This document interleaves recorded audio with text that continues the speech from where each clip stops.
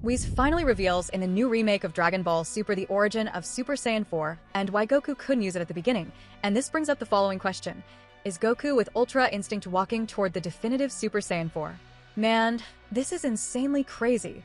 Get ready for this video, run and subscribe to the channel, leave your like, and activate the notification bell.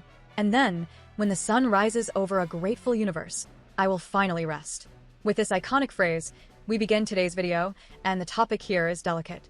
Our favorite angel Whis finally reveals the origin of Goku's Super Saiyan 4, shown in Dragon Ball Daima. With this new remake, Beerus awakens in search of the legendary warrior once again, but this time with a small, yet huge, difference. Yes, the big change, or one of them, will be Super Saiyan 4, and none other than Whis reveals its origin to Beerus. This shows that, even though it is said the anime will be more faithful to the manga, they will bring Daima into Super, correcting this entire timeline. One of the biggest proofs of this, besides what was shown in the trailer during the event, is the fact that even the credits of the Moro saga highlighted Akira Toriyama, and we know that Toyotaro wrote this saga. However, they emphasized that his legacy, the eternal Akira Toriyama, is more alive than ever. Although this generated a lot of discussion because, like it or not, Toyotaro has a lot of influence since the baton was passed to him in a way. Anyway, since that's not the focus of the video, let's get to the main point. This makes a lot of sense within Dragon Ball's internal logic and works especially well in a remake that wants to reorganize old concepts with a more cohesive canonical approach. If the new project really chooses to retell Dragon Ball Super with more narrative planning, Whis' revelation about the origin of Super Saiyan 4 could be one of the central keys to connect the past, instinct, and divinity in a single evolutionary line. Remembering that in the trailer itself there are many new things, it is not just a collage of old scenes, new scenes were added. In this scenario, Beerus would not wake up just because of a Super Saiyan god, but because he senses an echo of a much older power, something that does not fully belong to gods nor mortals. Whis could explain that long before the formalization of divine transformations, there existed a primordial Saiyan state, a raw power born from the perfect fusion between the animal instinct of the Oozuru and the refined combat consciousness of the warrior. It was not a transformation taught or granted by a ritual, but awakened through survival, pride, and extreme adaptation. This state was known in fragments in ancient eras, treated as legend, and later forgotten after the destruction of planet Vegeta and the domestication of Saiyan power into more civilized forms. This is where Yamoshi also comes in. In the Dragon Ball Super manga, his name does not appear in any panel, dialogue, or page. Toyotaro never writes Yamoshi in the published manga. So, where does Yamoshi come from? The name Yamoshi was revealed by Akira Toriyama outside the manga, in official interviews and supplementary materials, when he explained the origin of Super Saiyan God. Toriyama stated that Yamoshi was a righteous-hearted Saiyan who rebelled against other evil Saiyans, died in battle, and whose spirit continued to wander, making the Super Saiyan God ritual possible centuries later. This information is canonical but extra-textual, and now this could also be further developed. Whis, as an eternal observer, reveals that Super Saiyan 4 is not a regression, but a parallel evolutionary line, a natural response of a race created to fight in hostile environments. While Super Saiyan God and Ultra Instinct represent the Saiyan approaching the path of angels and gods, Super Saiyan 4 represents the peak of the mortal path, when the body fully embraces its heritage without depending on external divine ki. This is why Beerus would be interested. Not because this power directly rivals the gods, but because it escapes the rules they themselves created. In the remake, this could be built gradually. Beerus would have ancient dreams, not of a golden-haired warrior or a red aura, but of a wild silhouette, glowing eyes, and a power that does not bow to divine order.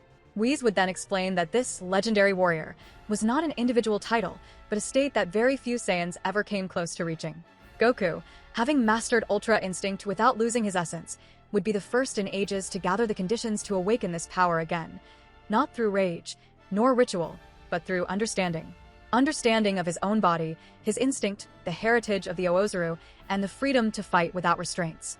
This approach would also justify why Super Saiyan 4 did not appear earlier. Goku first needed to learn how to empty his mind like the angels teach, so that the Saiyan instinct could flow without losing control. In this context, the 4 would not be superior or inferior to Ultra Instinct, but complementary, a state where instinct does not come from outside, but from within, something even the angels cannot replicate because they lack animal heritage and combat emotion. In Dragon Ball Daima, something very similar to this already exists even before any new transformation happens, and this is not a narrative coincidence. In Daima, what changes first in Goku is not his body, but his mental state. Unlike almost every previous phase in the franchise, he is not driven by anger, desperation, or extreme urgency. From the start of the journey, Goku is placed in a force limitation, smaller physically, with less raw power available, which forces him to stop relying on transformations and to fight in a more intuitive, clean, and conscious way. This creates a state very close to what we've always tried to teach, acting without overthinking, but also without losing control.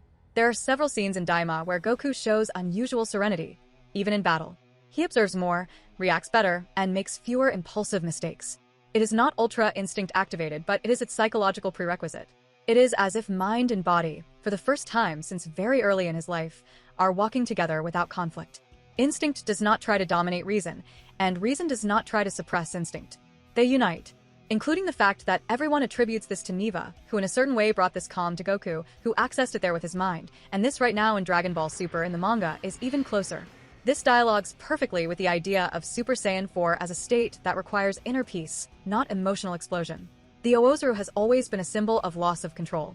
For a form derived from it to be usable consciously, the Saiyan must first accept this animal side without fear or repression. In Daima, Goku is not fighting to prove anything. He is not trying to reach a new level out of ego or immediate necessity. He is simply existing, reacting, flowing. This is fundamental. If we think in conceptual terms, Daima works almost like a detox of power. Goku goes through a kind of spiritual reset. He relearns how to fight with less, to trust more in his body, timing, and reading of the opponent. This is exactly the kind of state that would later allow the most ancient Saiyan instinct, the one linked to the Oozuru, to emerge without losing control. Not as fury, but as presence. That is why your reading is correct when you say that he is at peace with his mind and united with it. In Daima, Goku no longer separates the rational self from the instinctive self. They begin to operate as one thing, and narratively, this is something that had never been done so clearly before in the franchise. Ultra Instinct taught Goku to silence his mind. Daima shows the next step, to inhabit that silence. Within a planned remake or continuity, this would perfectly justify the delay of Super Saiyan 4. Power was not missing before. Inner maturity was. Goku first needed to learn not to fight against himself. Only after that could the ancestral instinct emerge, not as a curse, but as a complete, stable, and conscious form. That is why Daima, even without explicitly stating anything, works as a spiritual prologue to something much greater. And at the beginning he might try again, but without Neva's help maybe he can't anymore, and Ultra Instinct is bringing this to him. Narratively, this is gold. It allows the remake to honor GT without copying it, gives mythological depth to the Saiyans, elevates Beerus from a simple obstacle to a curious guardian of a power outside the divine hierarchy, and positions Whis as someone who always knew that Goku was not walking toward becoming a god, but toward becoming the most complete form of a mortal. Super Saiyan 4, revealed this way, stops being just a stylish transformation and becomes a philosophical concept within the Dragon Ball universe, the apex of what it means to be a Saiyan. In a coherent, grounded way aligned with what already exists in the canon, it is possible to connect Ultra Instinct, the Galactic Patrol announcement, and the remake to the emergence of Super Saiyan 4 without appealing to anything absurd or contradictory. The key is to treat Super Saiyan 4 not as more power, but as absolute control of Saiyan heritage. In the context of the Galactic Patrol announcement and a remake, Ultra Instinct takes on a different role from the one it had in the Tournament of Power. It stops being an emergency state and becomes a tool of self-knowledge. We've always made it clear that Ultra Instinct is not a Saiyan transformation, but an angelic technique based on emptying the mind so the body can react on its own. Over time, Goku learns to access it more stably, but this also reveals a limit.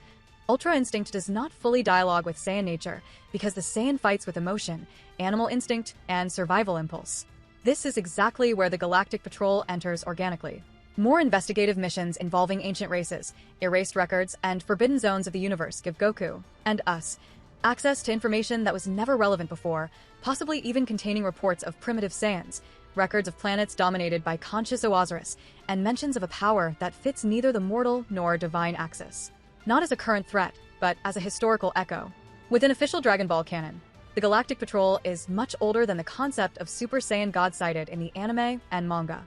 And this is not interpretation, it is direct coherence with the material presented. The Galactic Patrol has existed for thousands of years, probably tens of thousands, operating since a time when the universe was still forming politically. In the Dragon Ball Super manga, especially in the Moro arc, it is clear that the Patrol was already facing cosmic threats on an absurd scale long before Frieza, modern Saiyans, or even the organization of Imperial Power in Universe 7. They were already dealing with primordial sorcerers, planet devourers, and interplanetary criminals when many races were still in early stages of development. Meanwhile, Super Saiyan God, according to the legend cited in the anime and manga, emerges relatively late in the cosmic timeline. The legend speaks of a period when Saiyans already existed as an organized race, had already conquered planets, and already had a defined warrior culture. This places the emergence of the Super Saiyan God myth a few thousand years ago, not at the beginning of the universe. In other words, chronologically, the order is clear. First come the gods, angels, and the cosmic system. Then ancient civilizations and institutions like the Galactic Patrol. Much later, primitive Saiyans organize themselves. And only then appears the legend of the righteous Saiyan that gives rise to the Super Saiyan God myth. This is reinforced by the fact that the Galactic Patrol does not treat Super Saiyan God as something foundational, but as a rare curiosity linked to a specific race. For them, Saiyans are just one among many problematic species that emerged over time. The Patrol exists to maintain order before, during, and after the emergence of these races. Therefore, the Galactic Patrol is much older than the time of Super Saiyan God cited in the anime and manga. It precedes the legend, precedes Saiyan culture as we know it, and operates on a much larger timescale. And this is exactly what makes the Galactic Patrol such a useful narrative element. It functions as a living archive of the universe, capable of contextualizing Saiyan legends without needing to inflate or contradict the power of the gods. Goku then realizes something fundamental. Ultra Instinct taught him to silence his mind, but did not teach him to embrace Saiyan instinct. Before, when the Oozuru emerged, it took control. Now, with a mind trained by Ultra Instinct, Goku can remain conscious even when accessing deeper layers of his own instinct. Ultra Instinct works as a mental stabilizer, not as the source of new power. Super Saiyan 4 thus emerges as a logical consequence. It is not a form beyond Ultra Instinct, nor a replacement. It is the result of Goku allowing animal instinct to flow freely while the mind remains empty and serene. Without Ultra Instinct training, this would be impossible because Oozuru was always synonymous with loss of control. With it, instinct stops being chaos and becomes body language. In this remake, Whis could explain directly that gods and angels will never walk this path because they do not possess animal heritage or conflicting emotions. Super Saiyan 4 is not a step toward divinity, but an affirmation of mortal condition. This is why Beerus is interested, not out of fear but curiosity. It is a power that exists outside divine hierarchy, something the gods cannot teach or forbid. Thus, Ultra Instinct does not create Super Saiyan 4. It prepares Goku to endure it. It teaches silence, perception, and detachment. Super Saiyan 4 enters as the ancient voice of the Saiyan body, now finally heard without interference. The result is not a more out-of-control Goku, but a more whole Goku. This way, everything fits.